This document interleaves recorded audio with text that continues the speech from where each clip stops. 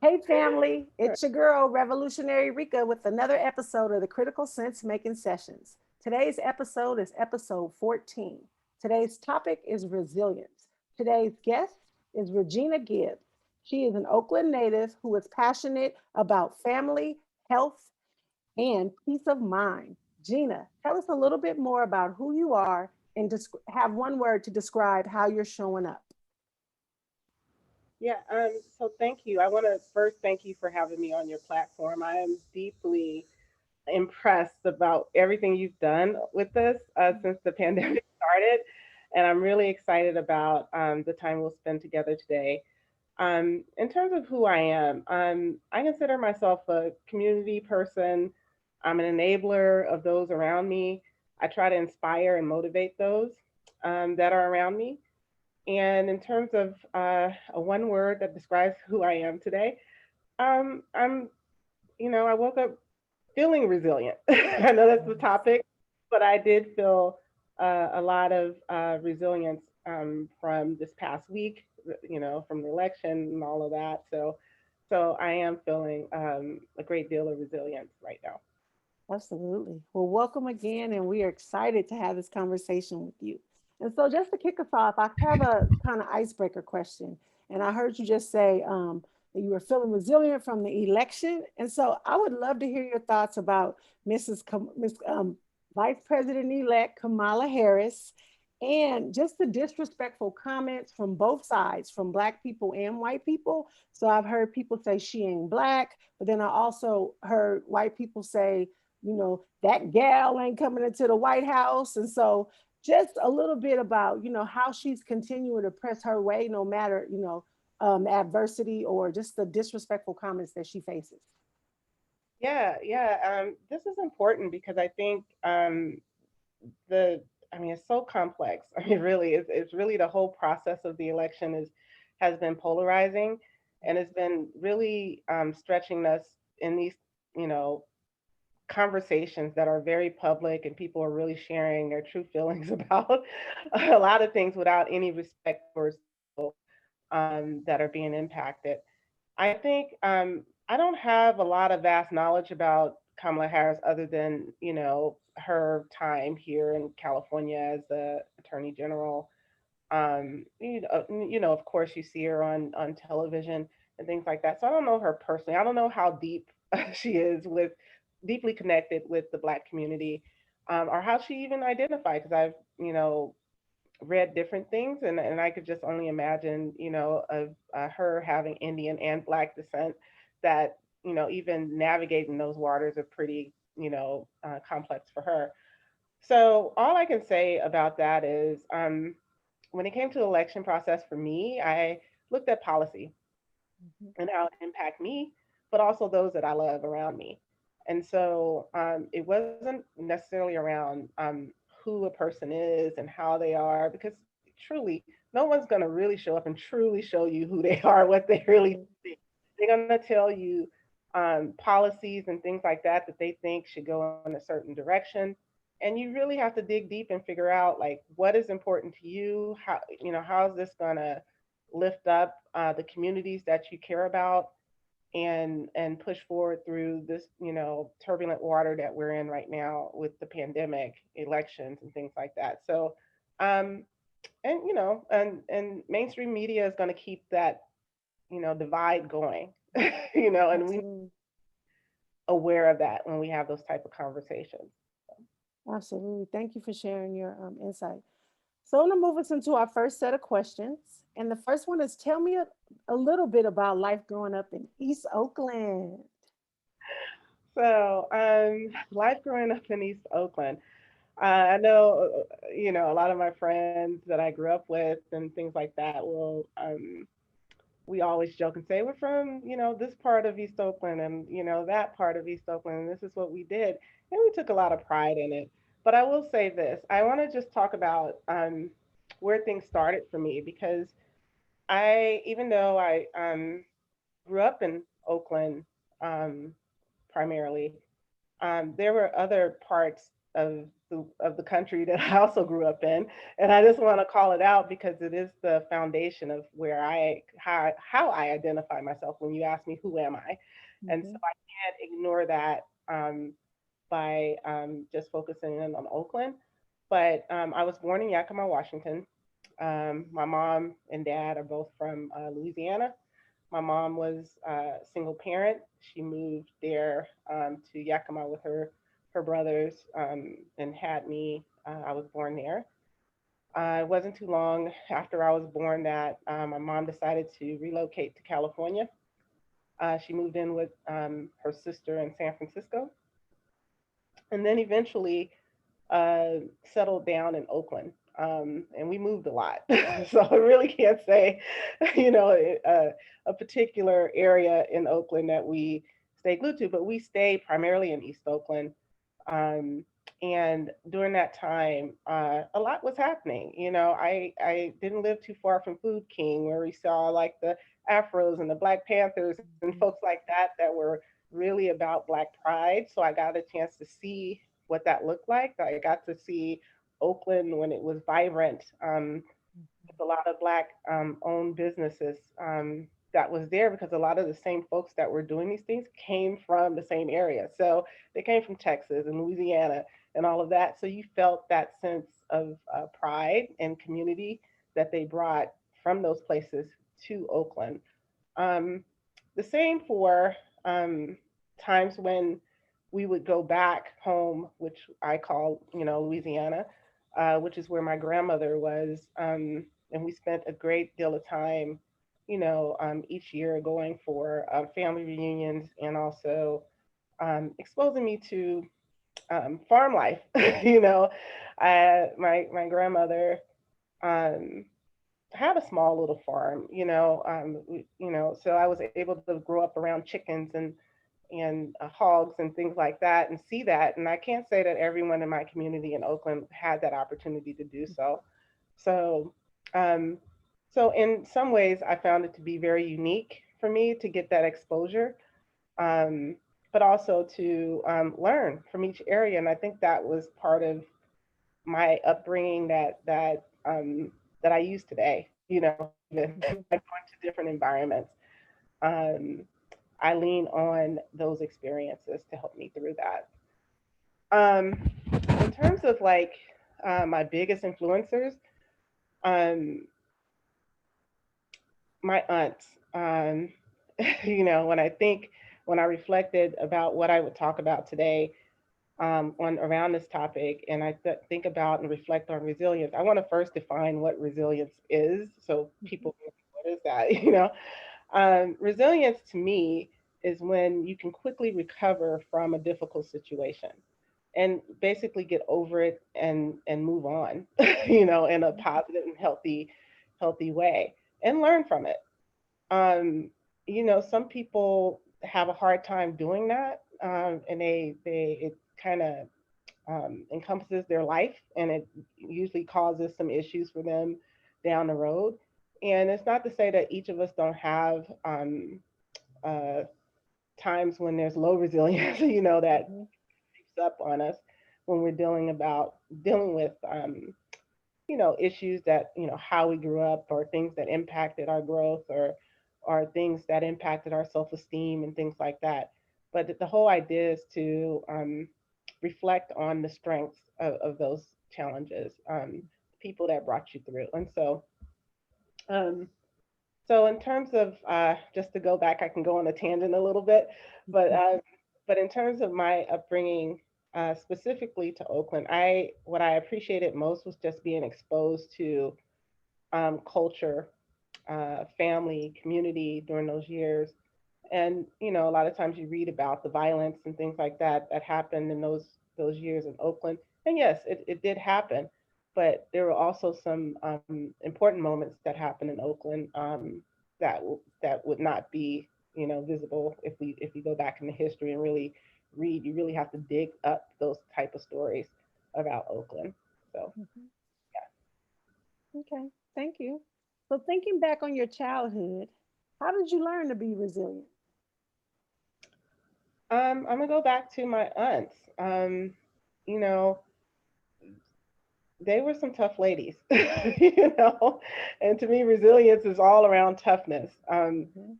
They didn't have everything when they came here. We came from a poor family. When they came to California, they were looking for opportunity. They were looking for growth. They were looking to build wealth, um, and build a family, um, when they came here. So one of the things that, I can reflect on that I think that was instrumental for me, was back to the idea around community. They built a tight knit family community for us. Yeah. Um, every Father's Day was at my aunt in Palo Alto at my aunt Maggie's house. You know, every Fourth of July was at my uncle's house in South San Francisco. Um, Thanksgiving, it would pass around a little bit, but we may be at my aunt's house in Oakland or, various places. But we would come together on a regular basis, and it didn't matter, um, where you were in your life or whatever it was you were dealing with. It was something that they knew that connection with resilience mattered. That's what helped build resilience for you, is when you connect with people that love you and care about you. And to be quite frankly, the energy around it, the connection makes you kind of forget about your woes and your troubles a little bit, right? When you're around family members that want to feed you good food and Yes. hug on you and things Mhm. like that. So, all of those things are important for for ourselves. Absolutely. So, what were some of the challenges you faced in your educational journey? Ah. So I wrote some notes about some challenges that I just want to call out that I think is important, especially now when we talk about, wealth gap and policies and things like that. Back to your question around Kamala Harris and Biden and all of this, stuff that's in the air for us right now. Um, I was a young teen mother, in Oakland. I was the first of a cohort of girls who were teen mothers who attended the first, um, teen mother program. It was back then. It was called CTAP. Mhm. Don't ask me. It was an acronym for a long, very long list of words. But it was at McClymonds High School. I lived in East Oakland, but I had to travel to West Oakland to go to high school. And so, at that time, they would not allow, if you were pregnant, you could not, just show up to high school and pregnant. And so they had to figure out a place to put us because it was, at the height of teen pregnancies, in the late 80s, early 90s. A lot of teen mothers were, trying to pursue their education. And so, I ended up at the school, and through that, I mean, I thought that we would be embraced, just automatically. Mhm. But that wasn't the case. I mean, there were teachers or administrators that had certain thoughts about us, our presence and being there, um, whether or not we'd actually complete our education or not, whether or not we were even worth investing in. But it took some strong women, teachers, and I'll call out a few that have been around Oakland for a while, like Carolyn Gettridge, used to be the superintendent of Oakland schools. And she ended up, being an administrator of this program and really helping us build our self esteem and organizing us and being our advocate and really, looking for, resources for us. And it was a blessing in disguise, to tell you the truth, um, because at that time, I would say that it was pretty a low point for me in terms of just thinking about what my opportunities would be because of my circumstances, welfare mom, teen mom, Mhm. not having a lot of resources, and not even knowing how to navigate it, right? Mhm. Um, and so it gave me an opportunity to focus on my education and not worry about, who's watching my kid, because they had childcare on site. Mhm. What other, things are out there for me? Can I go to college? That was, I didn't even know. I literally thought I could not go to college because I had a baby.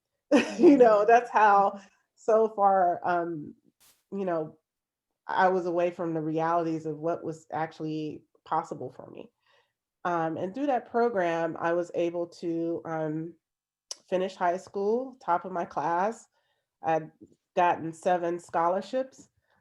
Um, and I mention this because the school I came from before I entered in McClymonds, the principal at that school did not, she literally stood outside to make sure I didn't come in because she thought I was a bad influence to the girls at the school and she didn't want me there. Ironically, she happened to be the person that had to hand me my diploma when I graduated. Mm. So I reflect on that. There's a newspaper article, I think it was the San Francisco Chronicle that did a article on me finishing high school and winning the scholarships. And they just came, back to back. I just told my story. I wrote, like I was writing in a journal to all these different organizations and asking them to invest in me. I mean, the worst case scenario is them saying no, but it resulted in me getting enough money to not just attend college, but also buy a car. I bought a little bucket car that barely made it up the hill for school, but it helped, and it taught me a lot about possibility. Um, so that was one of the challenges that I encountered. Another one that I'll call out that really has a lot to do with how we look at wealth gap in this country. And since the pandemic, I've been really reflecting on things like this because, and when I was on welfare, when I finished high school, I was on a program that was called GAIN. It was called Greater Avenues for Independence. It was the what it stood for, and I think it still exists today. It may look a little different, but it came into place. And the whole idea around this was to get people off of welfare into the workforce. Mhm. And I took advantage of this because I figured, well, I'm going to college. I had got accepted to Cal State Hayward. It was Cal State East Bay, but I accepted to Cal State Hayward. I didn't have to move, which was great. And and I took advantage of it. And I thought gain would help me in doing so. So because that was a program that said that they were committed to getting people in training. They would pay for 2 years tuition, 2 years of childcare um, for anyone that was on welfare and in school and trying to pursue a degree. I got the hugest disappointment of my life and discouragement engaging in that program. Um, we were assigned with workers or social workers, if you will, to work with us on a one-to-one basis. And the lady that I was engaging with, I had told her, I said, well, I have scholarships. I'm planning to go to a 4-year college because I want a 4-year education. Um, However, there's some expenses that it doesn't cover, through my Mhm. scholarships, and one was childcare. And that was the main thing that I was really, really interested in. I knew the tuition piece with me having the scholarships, they probably wouldn't help. But I Mhm. thought, well, the childcare is something I actually need. And the response that I got was, why do you want to go to a 4-year college?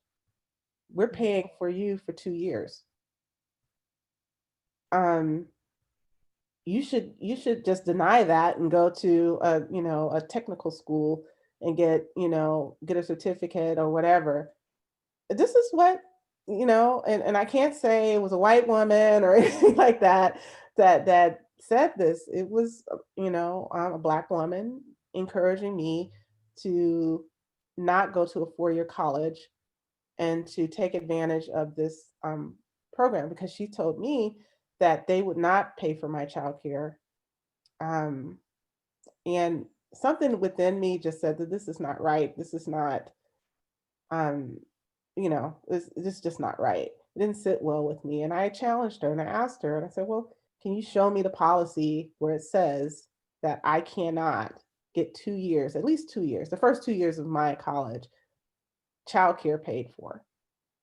And she couldn't produce it. So I challenged it, but ironically, instead of settling with me, they sent me to another program that paid for childcare, which actually ended up being better because it didn't have a 2 year limit, but they made sure that I got through um, to have access to it. It was a program called Bananas that ended up paying for my childcare while I was in college. So I ended up in a better situation. But had I not advocated for myself, or if I would have took the messaging that she gave and planted in my head and took that home and sulked in self pity or felt like I couldn't make it in a 4 year college, then that would have been a dream died, right? Not even deferred, but died right on the spot. So all to say that those are some of the things that are challenges that we run into when it comes to things like that. We might get policies thrown at us that says, oh, this is for the poor, and like, yes, it's for the poor, but is it to keep them poor? What is behind those policies? Right. Because after you keep hitting a certain income tier, things change dramatically for you, and it forces a person. If you make $50 over the income threshold, then does that mean I have to quit school? Or does it mean that my childcare go away? So there are a lot of people that are sitting in those transition points, and have to really truly make those kind of decisions, that impact their lives forever. And all to say that when we hear about that, we definitely need to understand what policy is, what's being pushed in front of us and packaged in a way to make us think that is helping us. Like, I don't want your welfare. I want the opportunity. I'm like a Shirley Chisholm. I want to pull up my chair to the table and understand, I don't want you telling me that a program is going to help me long term. It may help a short term need in the moment, but what is the long term solution? What is the outcomes, the impact of those policies in the long run? And I feel like um, a lot of those policies have impacted us in a negative way. Absolutely. Absolutely. Thank you for sharing. So, how did you learn about being resilient at school? I know you shared a little bit about the things you did in those two challenging situations, but were you intentionally taught at school at any point about resilience? I can't say that school in and of itself taught me that, but my experiences at school did. Mm-hmm. And I can't say that the system from being a young person all the way up to through college. I mean, there's it takes a level of resilience, you know. Mm-hmm. And I will say that there's been several studies that talk about Black girls and resilience, and it's almost like a skill that we gain just through life and just the systemic oppression that's around us when Yes. we're growing up Mm-hmm. and in our environments as well. So it is proven, through these studies um, that we have it in us. I mean, it's just an automatic thing that turns on, when needed, and we Mm-hmm. just have to tap into it and know when to tap into it. And I'll talk a little bit, at some point during this interview about some of the things or ways that I've adopted that approach to things that I run up against. Okay. Thank you. So, I'm going to move us into our second set of questions. And the first question is, what challenges have you faced in your career? Uh, I would say they're a lot similar to the challenges that I faced in school. I mean, it is a system. you know, Mm-hmm. when people say that if you reach a certain point, there is a glass ceiling that that exists, and especially in corporate America. Mm-hmm. Um, when you're learning and you're trying to advance in your career as you go, and you may not have been brought up in an environment where they teach you how to operate and how to function in a culture that may not necessarily support your growth. Mhm. Um, it's at least not directly anyway. And so my career began in corporate. I had worked 16 years in the airline industry, and I started in an entry level role, and I ended up managing before I left.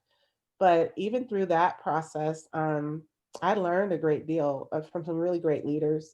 This is a diverse company, um, and um, there were a few like allies, advocates, mentors that throughout that process that helped me um, build a great career while there, and I was able to carry it into the tech industry, which is where I work now. I'm not a technical person, but it is definitely an industry that actually demands resilience. It's not something that you can just step in and just figure that it will just go on its own. It's Mhm. very competitive. It's very demanding. It will test you as well. Mhm. And as you know, there's not enough of us Black people in this industry, and we need to Mhm. change that. This is where I feel like the wealth gap is even widening as we speak, because it's moving at warp speed, where we're going into a more digital world, and we're not there. We're not at the table. We're not at, and I'm saying this as a collective, not saying that Mhm. there's no presence of Black leaders or Black people in there, but we're not sitting in the boardrooms.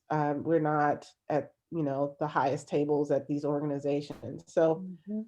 all to say that there's a huge distinction between those who work in that industry and those of us who are um, from outside of that industry. So, Mhm. Okay. And so, how have you been resilient in your professional journey? there's a few things, and I'll just name three just to um, keep it like, easy to remember for anyone. One is attitude. Um, I learned this, as I mentioned earlier, about my 16 years, and I'll disclose that I worked at Southwest Airlines, and the good part about that was that experience was when I started. Herb Kelleher was the CEO, and you can read about him. He was all about fun and white guy from Texas. I Mhm. don't know if he's originally from Texas, but that's where he started business. But he made the environment fun. He created a learning environment. It was diverse in Oakland, at least, which is where I worked at the Oakland airport. Um, but he always had a phrase that he would always say about the people that he hired. And he always said that he hired for attitude, not for skill. Mhm. And that resonated with me a lot because he said that it's really hard. Well, he said it's really easy to teach a person with a great attitude a certain skill. It's harder to, and in fact, maybe even impossible to teach someone who come in with a bad attitude and a high skill, and you're trying to change them and trying to make them have a better attitude. And a lot of times you will fail. And if that person still exists in your organization, it could become a cancer. Mhm. And so he's always talked about attitude. Attitude was a huge focus.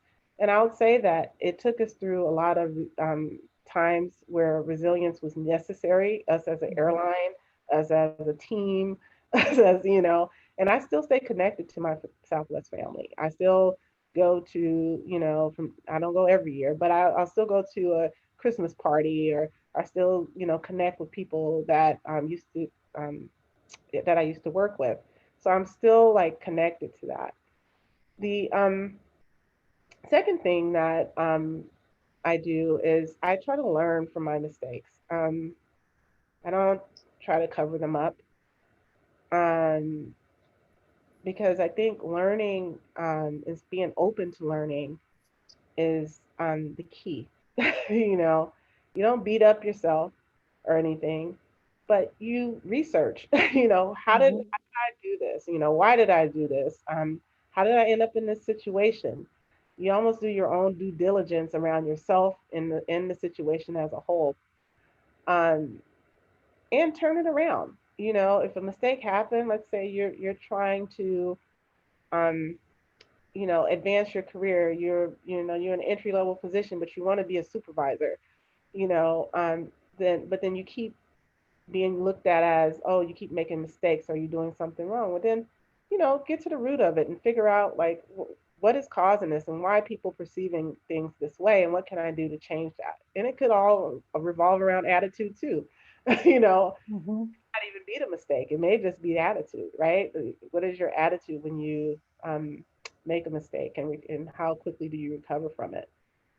Um, and then a third piece, which I haven't been the greatest at, but it's still, part of the learning, is self care and recovery, uh, Yes. which I think is probably the most important. And I'll share a quick story around that. When I first started working at my in the tech industry, I didn't know. I didn't come from this industry. I came from the airline industry, which is like the dinosaur of technology, right? So we really, I really didn't have a lot, but I was so focused on, doing, you know, my best, and I was really stressed out about, how am I going to transfer my skills over, and things like that. And I would make these small mistakes, It'd be stuff like, schedule a meeting but didn't put a room in there for anybody, you know. And I remember I was at my last straw with it, and I was like, oh my gosh, what is going on? And it wasn't even like my work. It was just the logistical pieces to it, which I came from a industry about around logistics, which is Mhm. a keen part of what I do. But it took someone, it was a leader that probably just saw me physically just upset about what I did, and he noticed it, and he sent me a note and he said, forgive yourself. Mm. That was all he said. you know and it had the most profound impact on me, because I had to remind myself that you're not a robot. Yeah. You are allowed to make mistakes, um, and move on. Move on from them.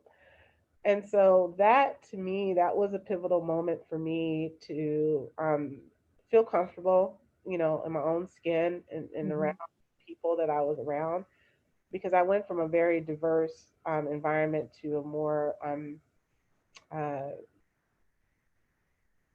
sterile, if you will, Mhm. um, where there wasn't a lot of diversity. In fact, I was the only Black woman on my team for a very long time, up until I think last year. Mm. So how slow progress has been. Um, so if you can imagine, not seeing folks from your own peer group, or even in a different environment, not just from a racial perspective, but even from a privilege perspective, Mhm. because at that time, people were being hired based off the colleges that they graduated from. So if you went to Yale, Harvard, MIT, any of those places, it was almost like you automatically was a hire, um, or basically accepted into that bubble, the Silicon Valley bubble, if you will. Mhm. And then here I am, a girl, from Oakland, East Oakland, coming into the Silicon Valley bubble, uh, trying to represent, and then also trying to learn, and learn about my new environment, and do my job.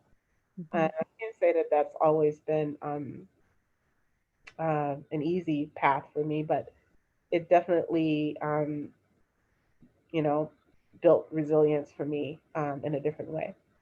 Absolutely. Thank you. And so, what strategies do you employ when difficult times arise? Ah, yeah. So I wrote down a bunch of things that I've been doing, and I'll just, just highlight them. And it's not like I pull on all of these all at once. These are just things that my go tos when I'm um, in need, you know. Hmm. And one is accepting change, because nothing is gonna stay the same. you know, every day things change. Even you, each day there's a piece of you that changes, whether you want it or not. Whether it's, you might think, well, I'm still in the same state of mind. Yeah, but your body has changed in that one day, right? Something. Absolutely. And so embracing it is important. Something that I touched on earlier about being a learner, being a continuous learner. So being open to listening to others' perspectives, being open to learning new things. Um, Another is taking charge of your own circumstances, not blaming someone else for the circumstances that you're in. Um, Taking control, meaning you're aware of your place and what you can change in that situation or circumstance. Another is finding your sense of purpose. Yes. Um, and this comes in many forms. I'm a believer. And so one of those is, becoming more closer to God, examining my life, and, really re-examining, like, Lord, what am I here for? you Mhm. know, what Mhm. purpose or impact do I want to make? Um, the other is knowing who you are, so your self identity. And I think a lot of us struggle with that. Um, we come from the richest culture, but yet we struggle with self identity often, Mhm. you know, and people borrow from our identity, Yeah. and it's the hard thing because we struggle with that. But it is something that we need to be grounded in, like who we are. And I had to, in the scenario that I shared with you earlier about being in the tech industry now in a different environment, how self identity grounded me in in that environment, knowing who I am. The other thing was cultivating relationships. And this may be, this is how you build your circle, of folks who are rooting for you. Because we can be I mean, if I sit back and just isolate myself and think about, you know, um, my mistakes and failures, or things like that, we beat ourselves up. I mean, we could be our own worst saboteurs, when it comes to Mhm. how we navigate this world. And it's important to think about, reconnecting with friends and people who are your cheerleaders in the background to help lift you and keep you focused on the right things. Mhm. I have two more. Okay. Reflection, um, which is important. you know, I do this through journaling. Um, I'm not a daily journaler, but I know that when I write things down, it helps me remember. It helps me think more clearly. It kind of shuts down the extra voices that are in my head that are telling me, you know, um, negative and positive thoughts. Mhm. Kind of uh, quiets that. Mhm. Um, and then the last thing is just a mindset shift overall around, just how I am, my presence. you know, um, do I value, um, certain things? Do I, what are the things that I value? And making sure that those things are near and dear to me, and I'm taking care of those things. Um, and not letting it, circumstances and things like that tear me down. Mhm. Just keep pushing. Yeah, these are some great strategies. I mean, a lot of these I think I do myself. So hearing that just affirms I got to continue with those things. Yeah. And Um, thing, like I said, you can't pull it all, but then, a piece here and there. There may yeah. be a day that, reflecting is just not in journaling. It may not be the day for you, you know, Hmm. Hmm. but there may be some other things that can help enlighten you and encourage you, as you push through, difficult times. So just wanted It's to. funny you mentioned that because my reflection process it varies. Sometimes I journal, but then sometimes it might be a drive, Mhm. just 4 or 5 hours, just driving with the music on, thinking. A lot of times I like to go sit by either go to the ocean or sit by Lake Merritt Yes. and just let my thoughts, clear my thoughts. And the water brings clarity. And Yes. so for me, people are like, well, when you get over here, what do you do? I'm like, this is the process that happens inside of you. Like I can't explain it, but when I walk away, I feel like I'm more clear and now I'm ready to get back to work. Yes. Definitely. And that's the importance of it. So I'm going to move us into our third set of questions. And the first one is for those who may feel stagnant, what insights can you share on tapping into that resilience that you talked about earlier? Sites. Well, it kind of goes back to the things that I just went over in terms of the, just ways to tap into your resilience. Um, my insights is nothing is just, there's nothing about life that's always fair, right? I mean, there's Right. always something. And it kind of go in waves. I kind of see um, my life. I look at it as a scene, if you will, of a movie. Mm. There may be, the start, and then there's the beginning, and then there's the plot, and there's all these different things that are happening in different scenes. And when I reflect, I kind of reflect in that way too, because I think about the scene of my childhood, the scene of Mm. my teenage years, or my scene of my young adult years. What did that look like? Um, and I'm actually proud. There's a lot of things to be proud of. Mhm. Mhm. On your life, and the fact that you survived, and you're here. And one of the things, and I didn't elaborate much on the mindset shift, is really important. There's a book, and I think it's called something around it's a positive psychology book. And I'll get that for you in a second. But it's basically, let me see if I have it up. Um, hold on.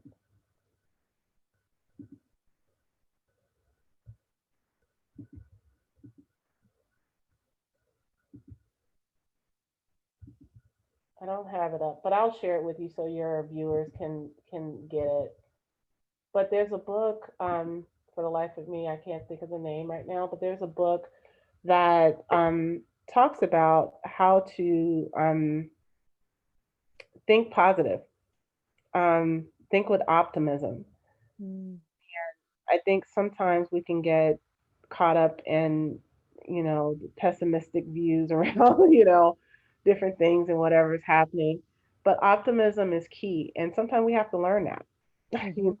I know I did. I had to learn optimism because, growing up, even though there was a lot of positives and things like that, you also get taught a lot of things that may not necessarily be in your best interest, all the time.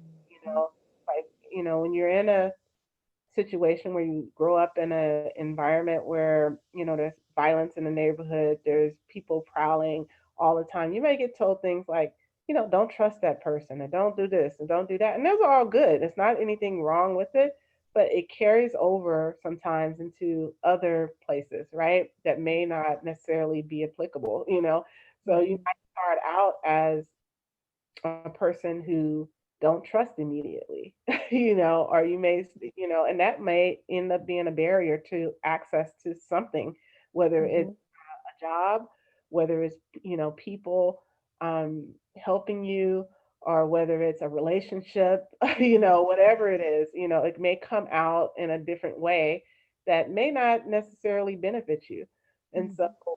it's also important to think about those things, and learn differently. If you know that, oh my God, most of my thoughts are negative, then you need to pick up some practices to think about how you can make it more positive for yourself.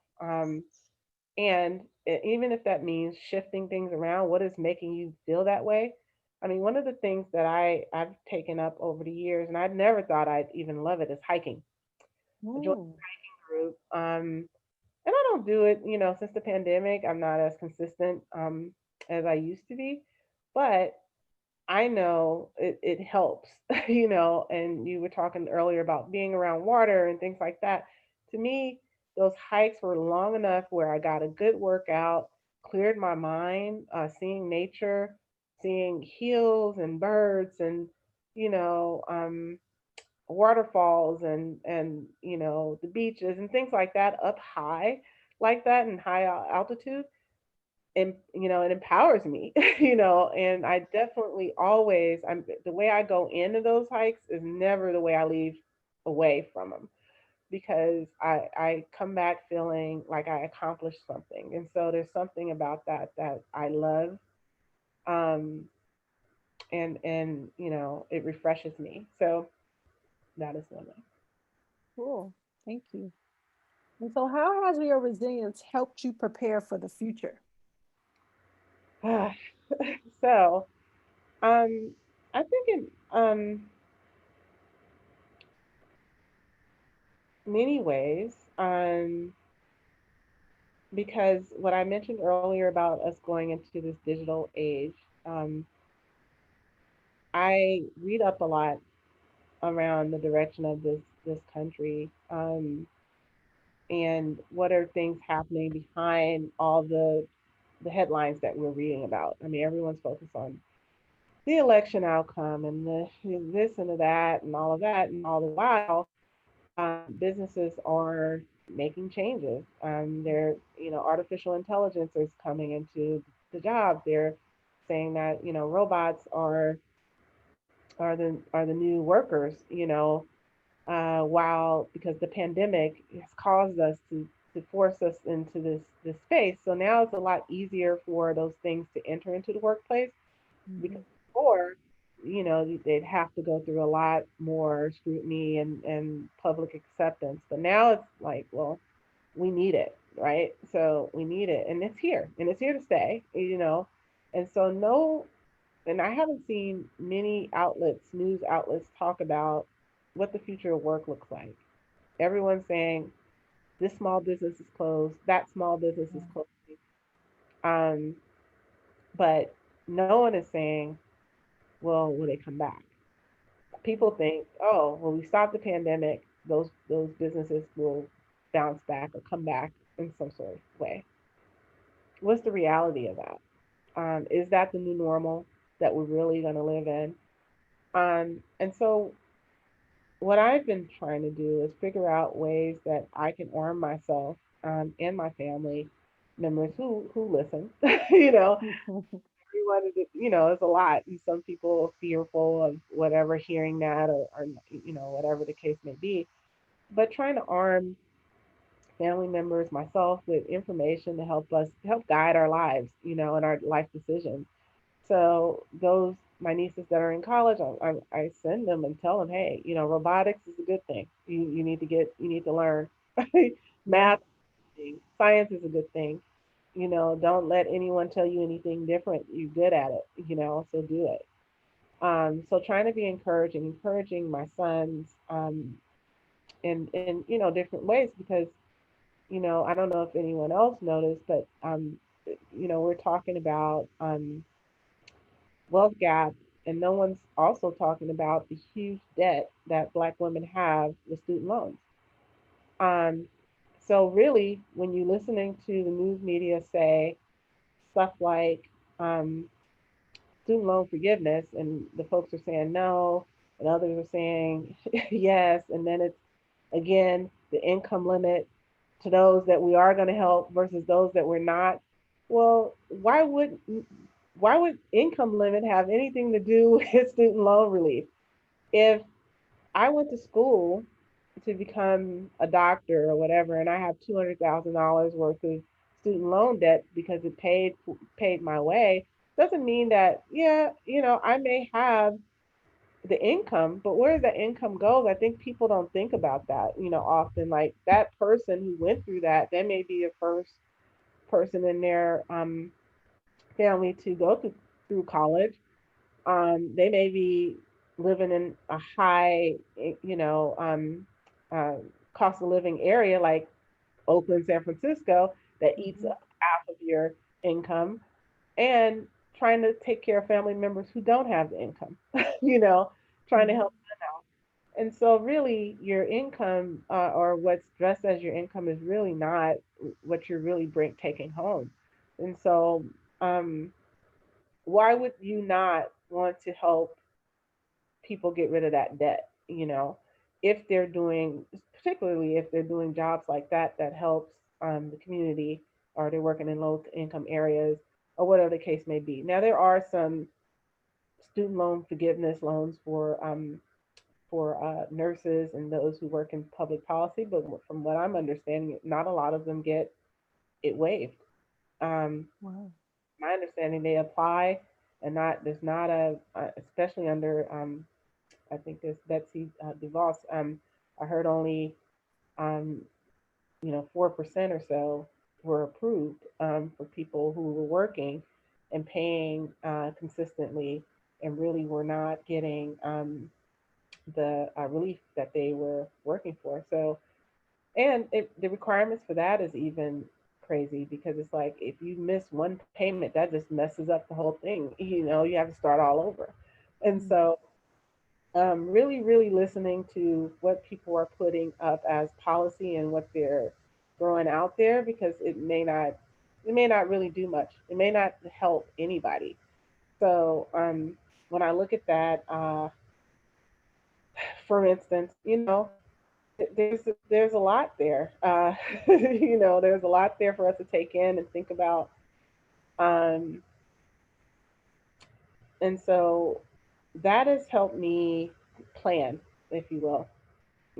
I wouldn't say that I'm pulling on resilience right now, but it will help me, like when all of this stuff kind of rolls out, Mhm. kind of be helpful to arm myself. Awesome. That's good. Yeah, that's good information. So, how has your resilience helped you stay the course during the pandemic? um, I would say the most what I said earlier about being grounded in your faith. Um, I think pulling on that lever for me and the most helpful. Um, and then thinking about our ancestors. Yeah. You when I think about, when this pandemic started, I don't know if I shared this, but I am an avid traveler. As a lot of people that know me know, I love to travel. And right before the pandemic, I was supposed to go to China, um, but that was going to be a leisure trip.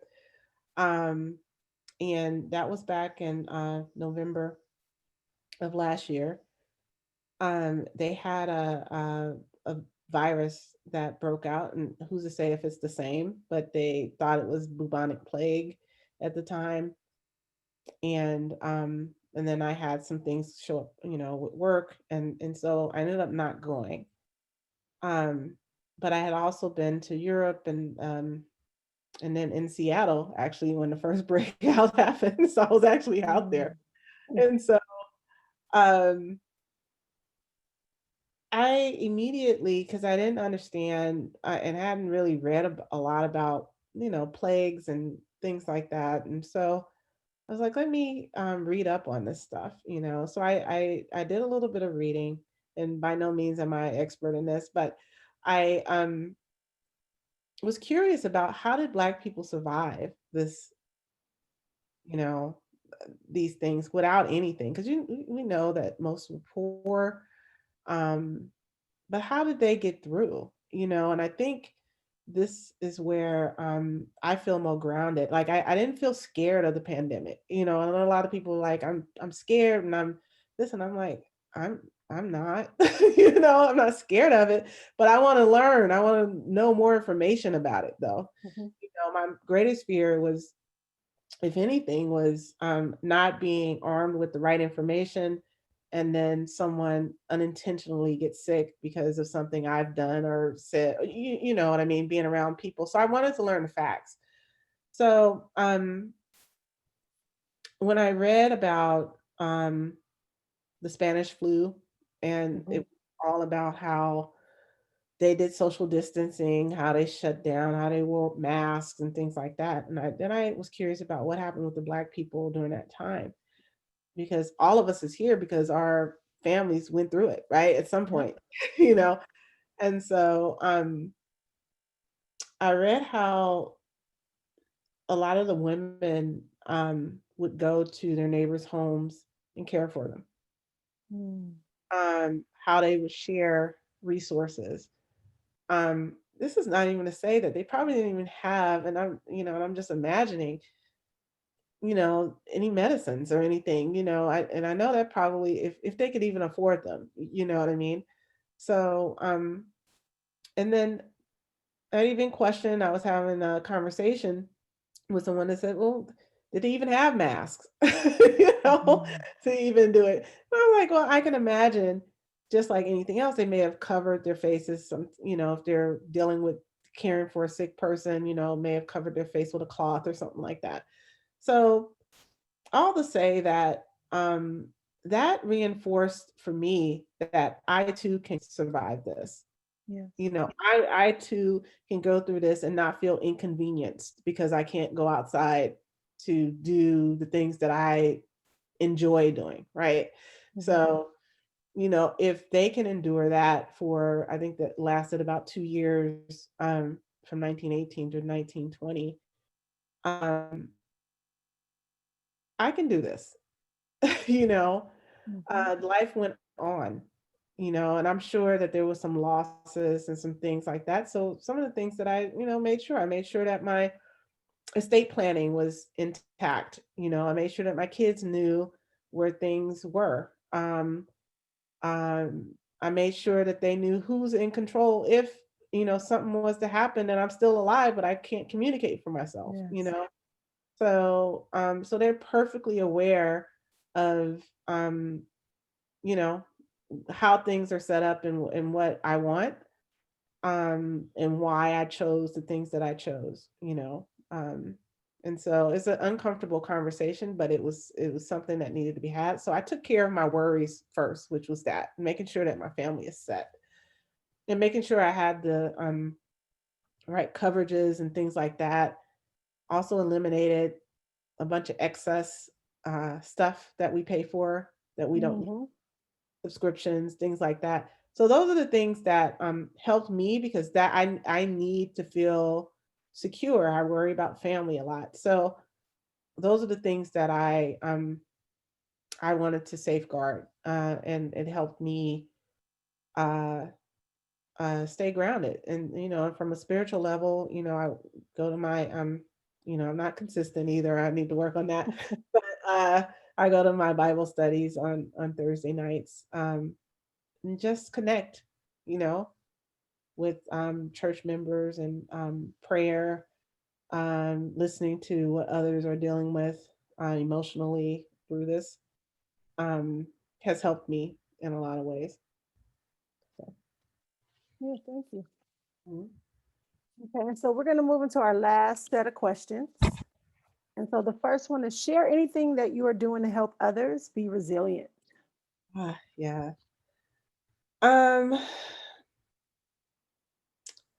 One of the things that I'm working on is um, there's a group that a friend of mine, family and friends, I should say, that we pulled together, that to kind of in our own way address some of the wealth gap with financial literacy and investing. And we formed a small group on Facebook, and we put our family members in it.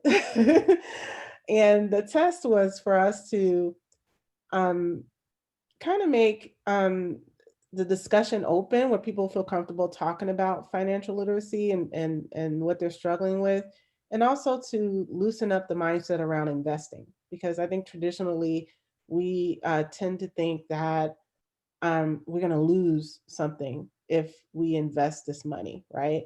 But it's all in our minds, because it's like, if I can go to the casino and if Mhm. I could go and buy these Air Jordans that's going to depreciate after I purchase it, or if I go and buy this car that I'm going to pay for years, and it's brand new, and I'm going to pay all this interest on top of it, am I losing in those scenarios? Yes. Mhm. Yet we won't invest because we don't understand it. We say we don't understand it, or we're scared we don't. I don't understand that, so I'm not going to put my money in that. Yet we'll gamble, with in other ways, with our money. Um, but it so we wanted to arm our families with feeling comfortable with handling their financial situation, talking about finances, not being ashamed if you are a person that has high credit card debt or filed bankruptcy. And we have some good people in the group who are experienced in that to help them navigate, family members and things like that, that probably folks didn't even know, that had that kind of thing. So it's a good way for us to crowdsource our resources and help one another overcome that whole mindset of thinking that we can't do something. And so in this group, I'm one of the administrators, and it's at the beginning. We're still trying to get folks warmed up. We have a close to 200 people in there, um, and so far so good. I mean, we have a good um, group of folks that are sharing their investments. They're sharing things like that. We're not giving financial advice, but we are getting people familiar with the terminology around investing, getting people familiar with the process on improving credit, Mhm. getting people understanding what budgeting means and what it really is, and then also challenging their thinking around it. Mhm. Would you want to pay? Would you pay all this money, if you saved on your cigarette money, would you be able to invest in the company that owns the cigarettes? Mhm. You know, Mhm. Yeah. versus you being on the opposite end, being the consumer. Mhm. How about being the owner of it and watch it grow for your children, Mhm. down the line. And so just getting them in the mindset to start thinking about that. And there's been some breakthrough stories through it. I have, even myself, have learned quite a bit around strategy and things like that, of how people are approaching um, their investments, or their estate planning, or their family, how they're engaging their families, or some folks have even done group investing with their family. um, so there's just a lot of ideas that come up through it Mhm. that I am encouraged by, and really really being pushed to participate more in. So more to come there, but that's just something that emerged for me, that I feel like I'm helping in some way. Mhm. Yeah. And so it's a platform to expose, educate, and equip them to Yeah. actually start investing. Yeah. Mhm. It start investing, but also even if they don't invest, it my hope is that it'll get them from the mindset of consumer to owner. Yes. So even if investing is not your thing, but you may be an entrepreneur and you might want to start a business. Yeah. So through us who are investing, you might be learning how to do due diligence on a stock or a stock company, um, and learn, well, shoot, I have the skills to do this. I can create a company that might, Mhm. thrive in this, right? So if your angle is not investing, the very least that you'll learn out of it is learning how to research a company and how a company operates. So when you create your own business, you can do that. So it's not definitely like a one track kind of group, but it's Mhm. just really building people up to feel empowered to make some changes. Mm. Yeah. Like it. Love it. And then what's the name of, I mean, is it open for public or just for family and friends? Now it's not, it's just family and friends. Okay. Um, and I'm sharing it here because there may be others who might want to do something like this for their families. Mm. Um, we haven't gotten to the point. I think that takes a huge deal of managing if we start opening up to a larger group, because Mhm. the idea is family wealth. We wanted to start with our own families. So Yeah. those of us who are administrators of the group are targeting our own families. And to be honest, the group, we're all scattered throughout the U.S., but all of us come from the same parish in Louisiana. So it's our family, and that's in that group. Mhm. Um, and it may be some a few friends that are like family or close to the Mhm. family that are in there. But it's not a public group. But I do strongly encourage people to think about ways that they can be have impact with their families and things like that, because we have to rebuild our family. Yes. Yeah. Yes. Thank you. And so have you taken any action to encourage others to tap into their resilience? Yeah. Um, well, similar to that, I've been trying to just encourage the young folks, that I come around, or that are near and dear to me, um, by pretty much demonstrating some of the things that I talk about. So since the pandemic, I've been kind of like looking at my own life and trying to figure out ways to improve um, my interests and things like that. Stuff that I didn't get a chance to do previously, because I was Mhm. busy working, and then the pandemic had to stop, and so I've been working from home, which is has its own challenges, because I'm here all day, but then and then when I'm off, I'm here all day. So it's just kind of like you have to find ways to um, enjoy certain things. So one of the things, or several things, I'll name a few, is I had an interest in gardening. So connecting with people who had a similar interest was of the mind. I mean, I was really looking at how do I improve my eating habits? Mhm. I always wanted to grow a garden. And then it was like, okay, I have a brown thumb. So what do I look for? I find other brown thumbs, right? And, in the Mhm. community, and not being afraid to reach out, because I'm quite the introvert as well. So it was really challenging for me to be on this platform as well.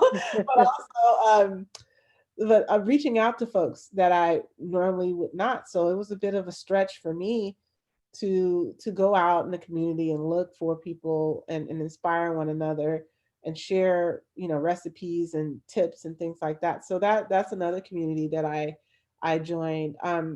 Another was I'm learning how to DJ. I love music. Okay. And people that know that I love to go to parties. Yeah. The introvert in me, I- you know I don't know, after music does something to me, and I like the live scene of a party. And um and I was always curious, like, what can I do that's creative, um and kind of energizing, that I can learn. So I've actually joined this community of DJs, and I tell my story. I don't know what I'm doing, but I would help, love help. And I got in a small community of Bay Area, a few Bay Area DJs that are helping me learn. I've been a bad student this past couple of weeks because another thing that I did was I switched positions at my job, And so I needed a little time to upskill and learn the new role. And so I had to step back from a lot of these things for a moment to focus in on that. But but yeah, I try to do just different things to, and be engaged in different communities to just reciprocate, like Mhm. give good advice and share good stories, and then the exchange just happens naturally. Mhm. Yeah. Mm, thank you. And so, have you advocated for any other issues that the Black community faces? Yeah, that's a good question. So one of the through my journey, I had the privilege of joining a fundraiser that was hosted by someone that I knew for this organization that's called Love Never Fails. Mhm. And I didn't realize how much I'd be impacted by this organization. It's a Bay Area organization that's against human trafficking, and it Mm. helps men, women, and children who are impacted by human trafficking um, uh, become better citizens and get their lives back on track, Mhm. and help them with counseling and recovery and all of these different services. And what touched me about this experience was the stories that came through it, because some of the stories was mine, some of the stories were Mm. my sister and things like that. And so um, around 7 years ago, I think it's been 7 years now, I lost my sister, but not due to human trafficking, but her life was impacted by human trafficking. Mhm. And it took a minute because I didn't think that, I thought, walking into the fundraiser, that I was going to um, just listen to an organization talk about what they need and throw some money at it, give them a little. But then I also thought, oh, you know, this is not happening here. This is happening Mhm. someplace else, right? Because they put the tag human trafficking on it. And I realized through that I didn't really understand what it meant. And then as they told their stories, I'm like, this is East Oakland.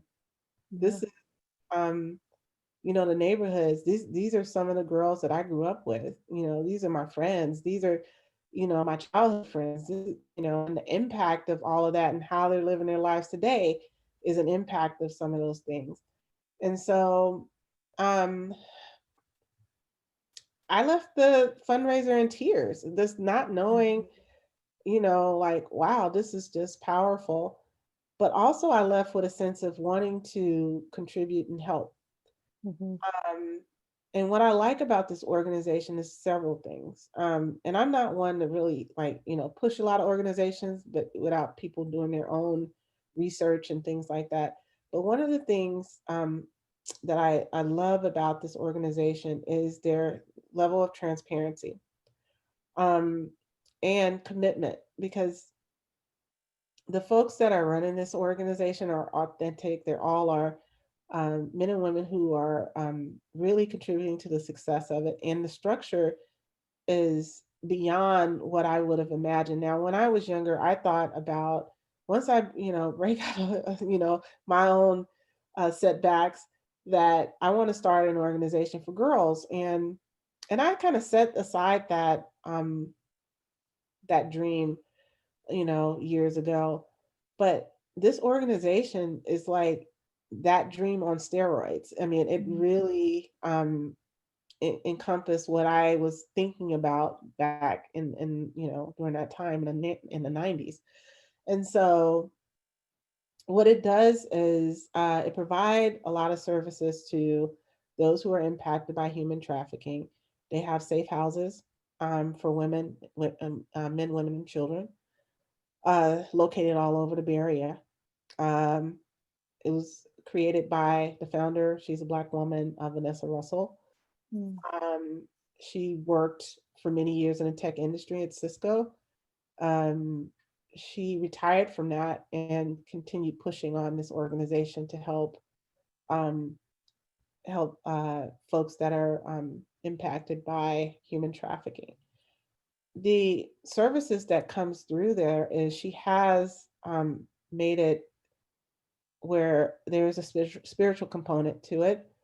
Um, the women there are pretty deeply connected to, their roots in the church and things like that. They pray, they reflect, they do all the things that we talked about here to Mm-hmm. be resilient. Um, but then they also provide not just the housing, but the training and technical training that they have. So I think this is where the vision and foresight of Vanessa really has come to fruition for this organization, because she has sponsors, strong sponsors in the tech industry, where they're doing trainings. Matter of fact, yesterday I went through a Python coding session, intro to Python um, course yesterday. I joined their session Mm-hmm. and it was excellent. They get volunteers and folks to come through for that to teach them, some of those skills.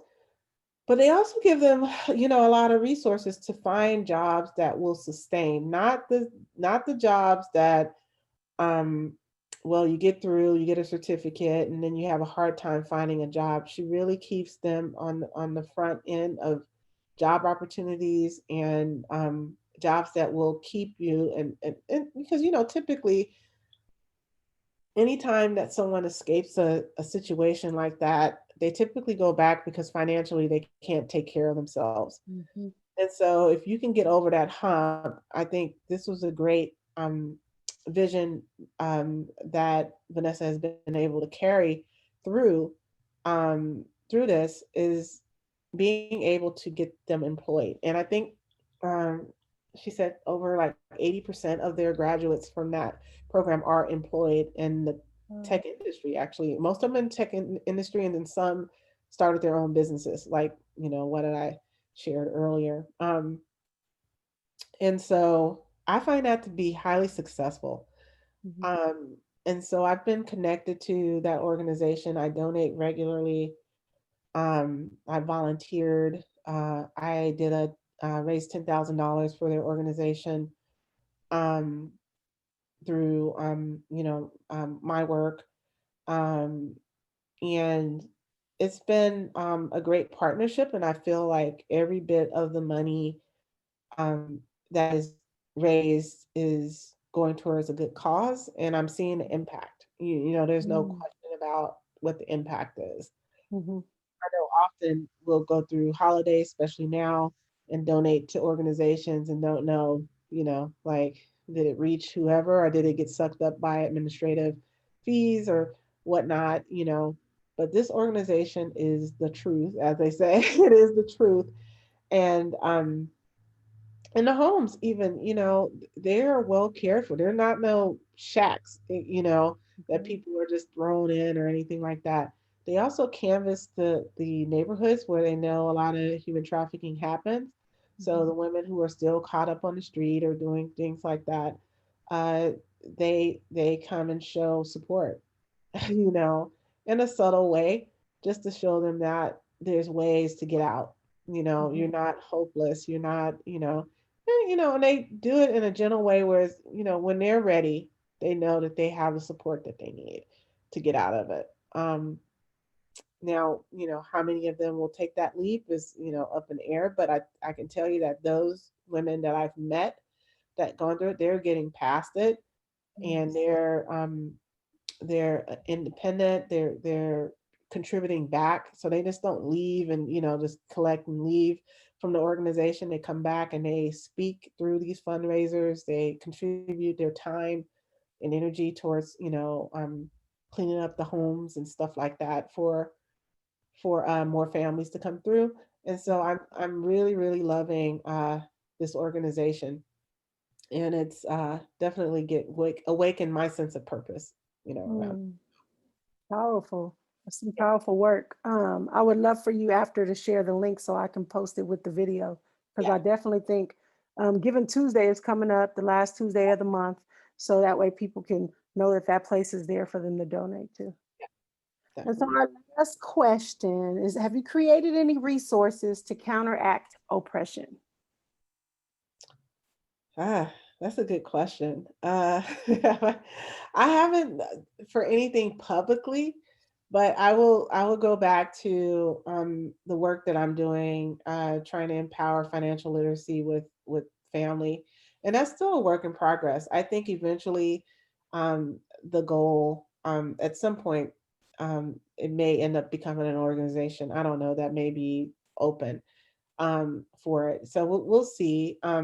So the idea would be for it to get more and more people financially literate, so we can build and rebuild our communities and feel empowered to do so, and not feel like we're in a hopeless state because of our circumstances. So I think that's one way. Coming on the show is another. Just trying to get the word out, and Yes. and encouraging others to take this, similar steps. It doesn't have to be what I'm sharing.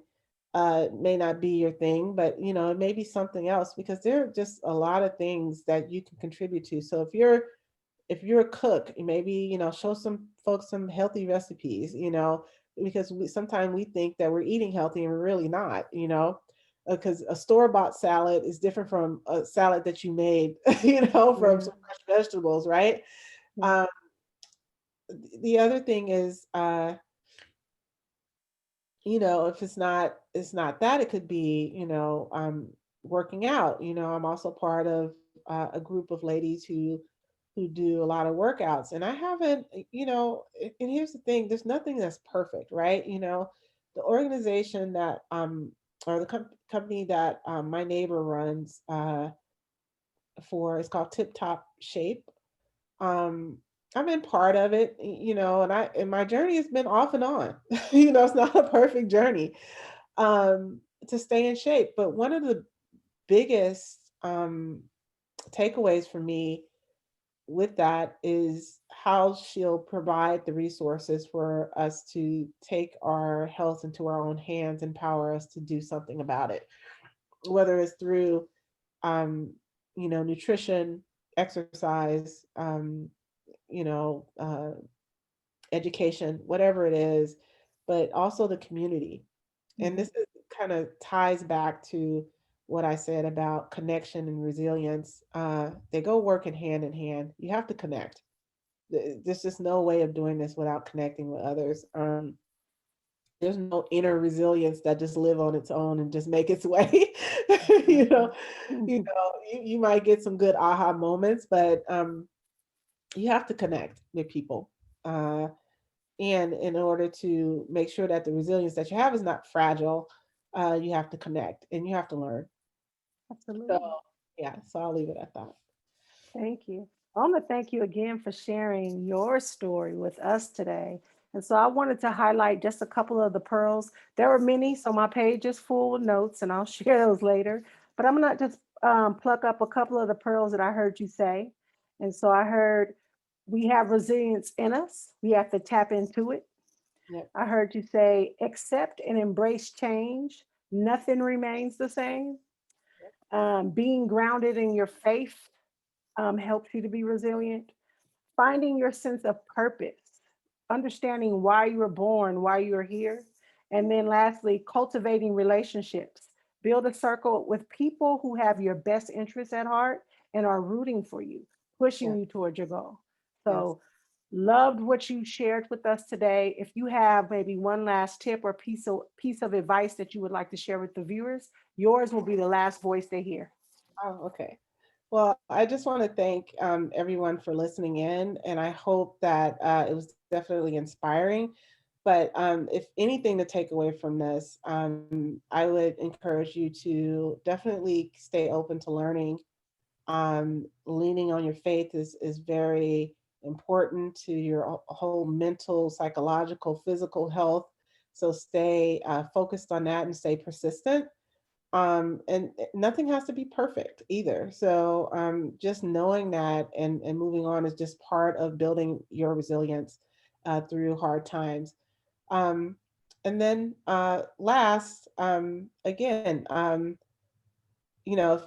share some resources with Revolutionary Rika. and she'll post that for folks to see and click on and play around with. I'll even add some good sites for financial literacy, um, that you can take advantage of. But my hope is that you walk away inspired to do something, that'll help build your family, yourselves up during this pandemic. Thank you. Thank you.